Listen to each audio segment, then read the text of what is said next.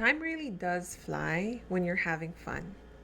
I can't believe it's the fourth and final week of our 30 Days of Horror series, where I list horror movie recommendations, one for each day of October, except for the 31st. Before we go any further, I want to quickly shout out the commenter from last week's video who had an issue with the audio. Our editor, the mighty Juth, has found the source of the issue, and we hope that it's been sorted in this video. So thank you again, AK9857. The feedback is appreciated. Quickly again, I want to put up a content warning for anyone who has issues with horror tropes and frightening material in general. I try not to spoil anything when discussing our movie recommendations, but I also understand that we all have different tolerance levels for this kind of thing. This entire series is for fun, and I'm putting it up here because I want to share my love for what I think is an underappreciated genre.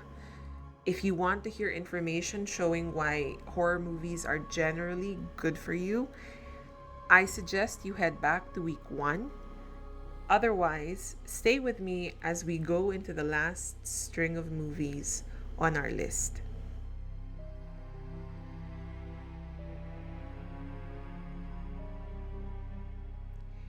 Here's Johnny. Of course, that's not how he said it, but I would be doing such a disservice to Jack Nicholson if I even earnestly attempted that line. Okay, I know what you're going to say. This was a fantastic book by Stephen King, but Stanley Kubrick's adaptation of it was decidedly subpar, which, considering what the guy was capable of as a director, is probably the most shocking thing about the movie.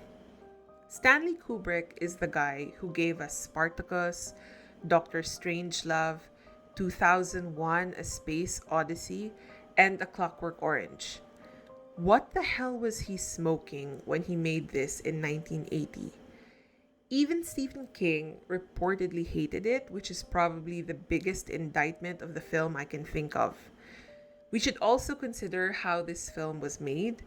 In the documentary created by Kubrick's own daughter, Vivian, it's clear that Kubrick drove actress Shelley Duvall to a mental breaking point, infamously asking her to reshoot the same scene anywhere from 45 to 127 times. So why is this on the list? I think that even considering all the controversies and substantive issues with this film, it remains to be one of the most iconic horror films of the 20th century.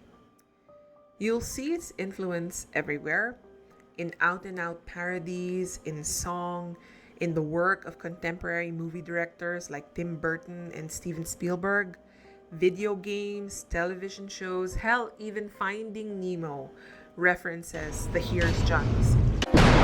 Here's Brucey! If for some reason you haven't seen this movie, here's a quick introduction. Jack Torrance, played by Jack Nicholson, takes his wife and son to a hotel in Colorado for the winter. A struggling writer with a drinking problem, he needs all the work he can get and also believes that the job will allow him time to get back to writing. Unfortunately, the hotel turns out to be the worst possible place for someone like Jack, his young son Danny, and his long-suffering wife Wendy. Watch this movie and appreciate it for what it is. Then read the book and think about all that it could have been.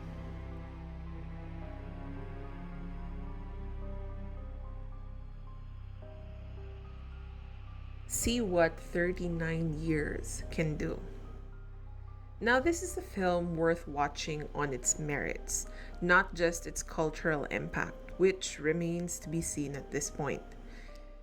So we stan Mike Flanagan in this house, even if his characters don't seem to understand how to flip on light switches. Oh yes, that is a dig at the Flaniverse, and if you disagree with me, watch all of his TV work again.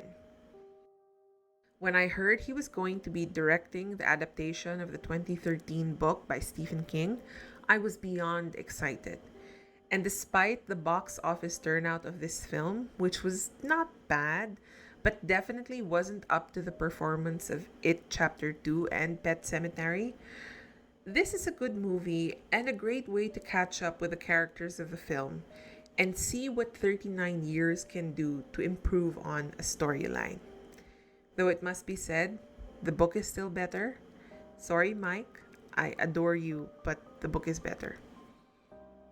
I'm going to discuss this on the presumption that you've already seen The Shining, so if you haven't yet, hit pause now and come back when you've seen it.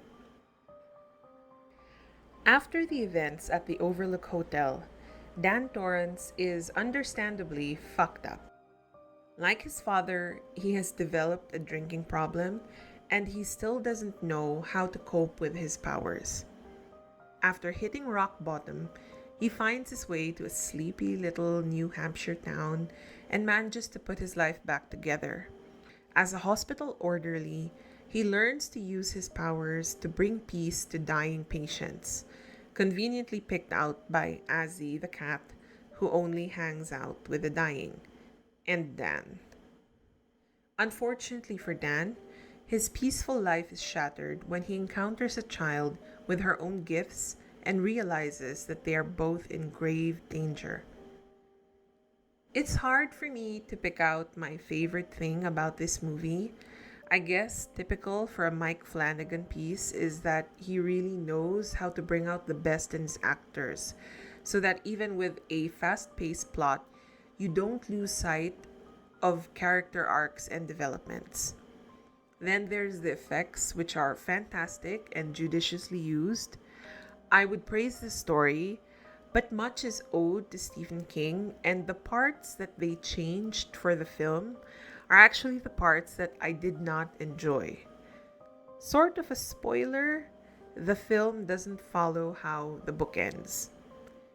What's interesting to me, however, is how great Doctor Sleep is as a sequel, and I'm speaking both of the book and the film. We all know how rare it is for a sequel to improve on the original, but Stephen King always exceeds expectations, I guess. It's easy to see, even at base technical level, why Doctor Sleep is a stronger film than The Shining. But if you read the books of both films, you'll also see how much growth there is in Stephen King's writing. And that's amazing to see from someone we can agree is already a master.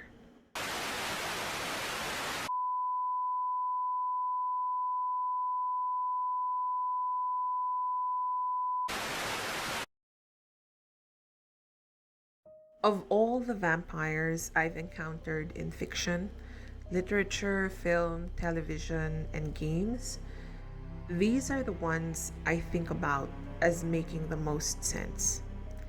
They're not exactly my favorite vampires. That distinction goes to Vampire the Masquerade Bloodlines. But the vampires in 30 Days of Night are exactly what vampires are supposed to be, in my opinion. Inhuman, bloodthirsty monsters bereft of mercy. The premise is also excellent. What are the odds going to be like when you don't have the sun to rely on for protection every 10 to 12 hours? Where this film starts to go wonky for me is when I think a little too hard about certain details. For example, how did the vampires even rope the stranger into working with them? Are we to understand that the stranger managed in the span of 24 hours to 1, kill all the useful animals like sled dogs in town, 2, steal everyone's mobile phones and burn them, and 3, destroy a helicopter? I thought maybe the vampires might have done it at first, but from the stranger's cryptic rambling from his jail cell, it appears that he took care of all of that in preparation for the vampires arriving. He could do all of that, but not break himself out of his cell. Who is this guy supposed to be?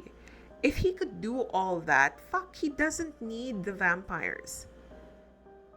I mean, I've said before that horror doesn't have to explain everything, and sometimes it's better if it doesn't. But when you lead with something like that, it's kind of hard to get over. That being said, the movie does its damnedest to keep your blood pumping throughout, with liberal use of gore and enough action that you sometimes feel like you're watching an action film rather than a horror movie. I also appreciate that the film touches upon how people respond differently to crisis and existential threats, which kind of gives me shades of The Mist, except with less fanatical Christians. Only eat popcorn when you see this.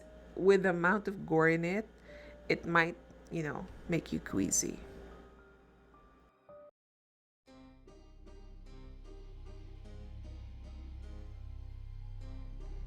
Yes, I'm talking about the 1985 Fright Night. I love me some Colin Farrell, but Chris Sarandon is just perfect in this. If you're an elder millennial or younger Gen Xer, you can't have missed this one. If you manage to, for some reason, let me introduce you to Charlie Brewster, a dorky horror movie fan who walks right into one and yet somehow manages to do all the wrong things. I know that sounds harsh, but like many horror films of the era, this one needs the dumb teenager to be a dumb teenager in order for the plot to work, so just stay with me. So, a vampire moves in next door to Charlie, who is in the middle of failing trigonometry and is about to get dumped by his girlfriend, Amy. No one believes Charlie when he begins hysterically telling everyone that the rich hot guy next door is killing people. So Charlie calls in an actor to save the day, which goes over just as well as you'd expect. I know I sound like I'm panning it, but make no mistake, I love this movie.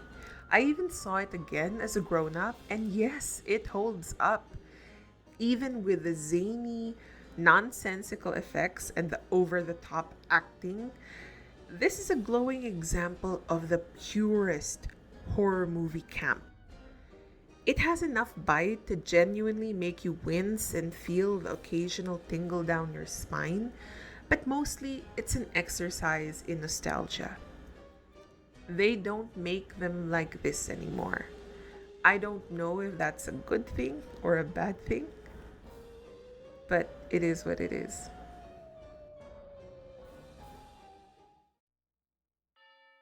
So 2014 for me was the year of New Zealand comedy horror. I had just seen Peter Jackson's Brain Dead and went looking for more, finding a gem called Housebound before stumbling across What We Do in the Shadows. I saw the poster and started laughing. And, reading the premise was just, I didn't even need to read the premise, but the premise is gold.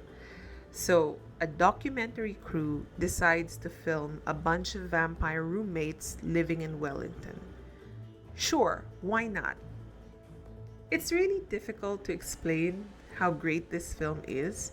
So whenever I recommend it, it's more of endlessly repeating, watch it, watch it, watch it, watch it, until the person I'm talking to tells me to shut the fuck up or does what I say out of irritation.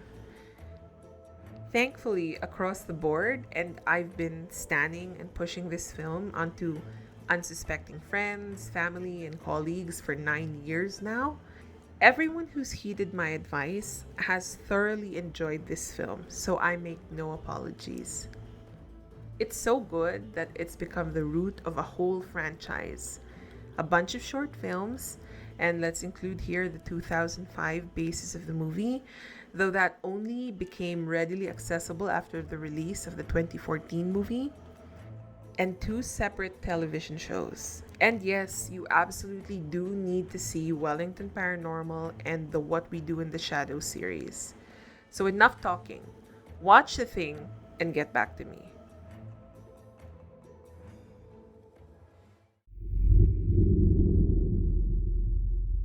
time for the good old-fashioned psychos. If you look back at this list, it should be clear that I'm generally not a fan of slasher films or gore. Yes, I agree that those kinds of films are particularly terrifying because the monsters are human and therefore capable of existing in reality. But that's also why I don't like to linger too long on those kinds of stories. I enjoy them, sure, but they're not the kinds of films I like to focus on or recommend. The sole exception, as this next set of films will show, is the slasher comedy genre, and the first entry on this list is 2010's Tucker and Dale vs. Evil. I don't think I need to sell you on the comedy part. I mean, seriously, just look at Alan Tudyk's face. But if you need more convincing, consider the premise. A bunch of typical college kids, that is, in the horror movie world, stupid and horny college kids, go camping and encounter Tucker and Dale, two buddies who have just bought their dream cabin in the same area. Due to preconceptions, prejudice, and misunderstandings, the kids view Tucker and Dale as a threat. And when the kids start dying, it seems they might be right. Obvious spoiler, they're wrong. The horror is mostly parody, although there are some genuinely scream inducing parts of the film that will remind you that they're making fun of something that, if it happened in real life, would be genuinely terrible. This movie is if in Freaky Friday, Lindsay Lohan switches bodies with a serial killer. Now, make Lindsay Lohan Catherine Newton, and you have the bones of 2020's Freaky, which manages to make fun of both the slasher slash high school genre and body switching tropes.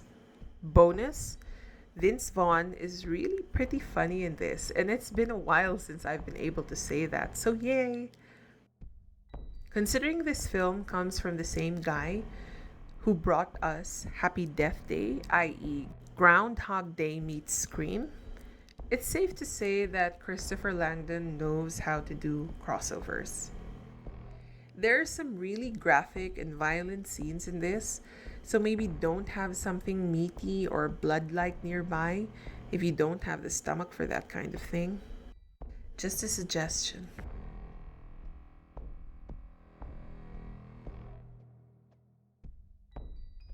The S in the title is crucial.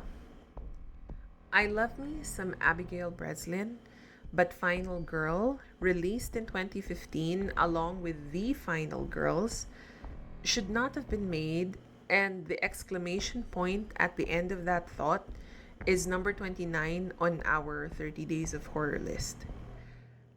Unlike Final Girl, this movie makes enough sense for you to get immersed in it and then takes you on a zany, hilarious ride that you want to get on again and again. Fun fact, Alexander Ludwig is in both these films. Wonder what that must have felt like. Anyway, Max is the daughter of Amanda, an actress whose most well-known work is cult classic Camp Bloodbath. Some years after her mother's death, Max agrees to go to a special feature where both films in the Camp Bloodbath franchise will be shown. After an accident at the theater, Max and her friends wake up to find that they are in Camp Bloodbath and must now fight the film's gruesome killer in order to stay alive.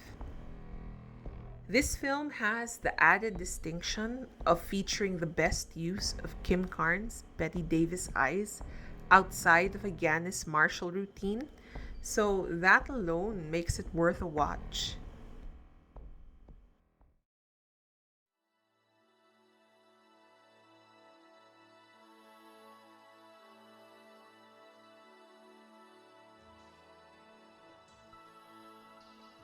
Stay with me because I'm not totally trolling with this one.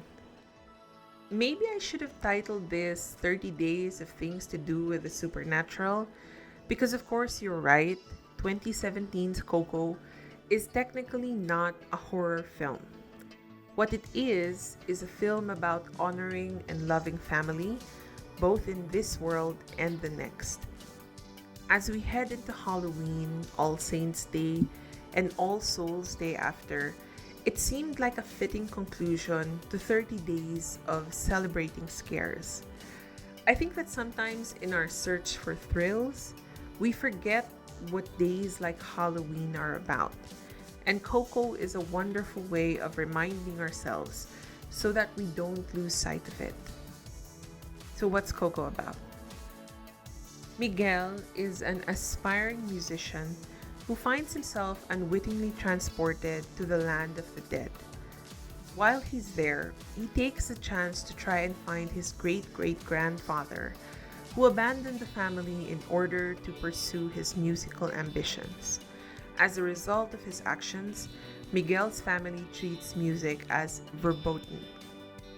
In seeking to change his destiny, Miguel stumbles on the truth of his family's past, and he must race back to the land of the living not just to pursue his dreams, but to redeem his ancestor.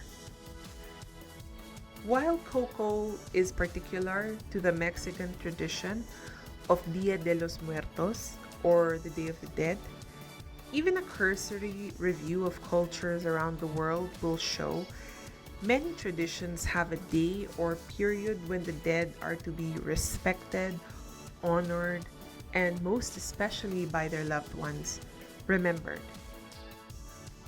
Let's end our 30 days of terrifying ourselves with this in mind and go into the next few days with the proper focus.